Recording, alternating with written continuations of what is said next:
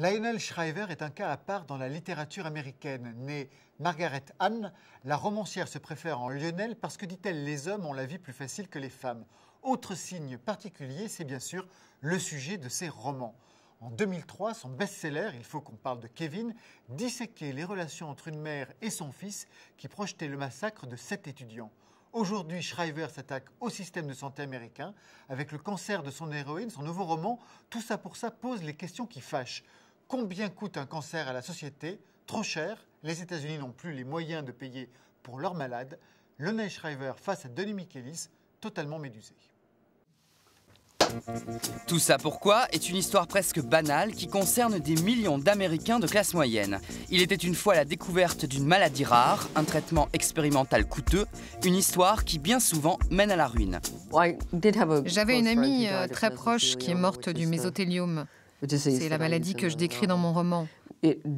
Heureusement, elle et son mari avaient une bonne assurance maladie, qui leur a évité d'être ruinés. Mais si ça n'avait pas été le cas, ils auraient tout perdu. C'est donc une histoire très crédible. Je l'ai inventée, mais c'est une histoire qui arrive chaque jour aux États-Unis. Dans le livre, Shep, le personnage principal, verra ses 800 000 $ d'économies engloutis par des compagnies d'assurance maladie privées peu scrupuleuses. Tout ça pourquoi sauver sa femme atteinte d'une maladie incurable.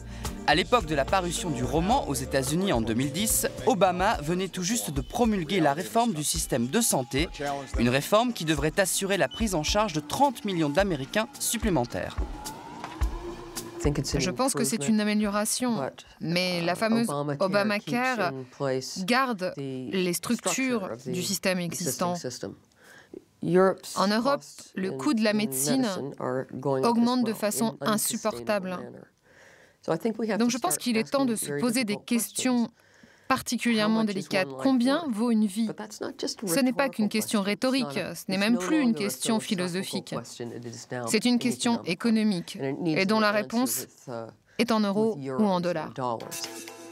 Combien sommes-nous prêts à payer pour soigner ceux que nous aimons, même si nous les savons condamnés? La question pose indirectement celle de l'euthanasie et selon Lionel Shriver, c'est à l'État d'y répondre. Je dirais que j'ai assez confiance en moi pour dire non, fini les traitements, laissez-moi mourir. S'il s'agissait de moi, mais j'en serais incapable s'il s'agissait de mon mari. Je trouverais ça très difficile de dire ça ne vaut pas la peine de dépenser autant d'argent. C'est à la société de prendre ce genre de décision. Et c'est pourquoi les pays européens sont mieux placés pour s'occuper de ce problème, car ils ont la possibilité de prendre des décisions au niveau national. Ce qui n'est pas le cas des États-Unis où tout se règle au niveau fédéral et où le système d'assurance maladie reste privé. Penser la maladie et la mort en termes économiques, il fallait oser, mais Lionel Shriver n'est pas un auteur sentimental ni bien pensant. Elle se dit volontiers ironique, voire carrément cynique, et excelle, avouons-le, dans l'humour noir. Je pense que j'ai beaucoup de points communs avec Richard Yates. Il y a un film tiré de son livre le plus connu, Les Noces rebelles. C'était avec Leonardo DiCaprio et Kate Winslet. C'est un réaliste, comme moi, mais il garde le sens de l'humour.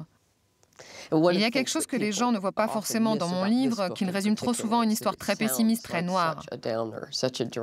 Pourtant, beaucoup de mes lecteurs m'ont assuré que le roman était aussi très drôle, très rythmé, qu'il se lit d'une traite. Et c'est dans cet état d'esprit que je l'ai écrit. C'était une façon pour moi de garder le moral et de me divertir. Tout ça pourquoi réussit le tour de force d'être profondément tragique, voire dérangeant dans le fond et franchement drôle dans la forme. Aux États-Unis, il a bien failli décrocher le National Book Award, récompense ultime pour un roman anglophone.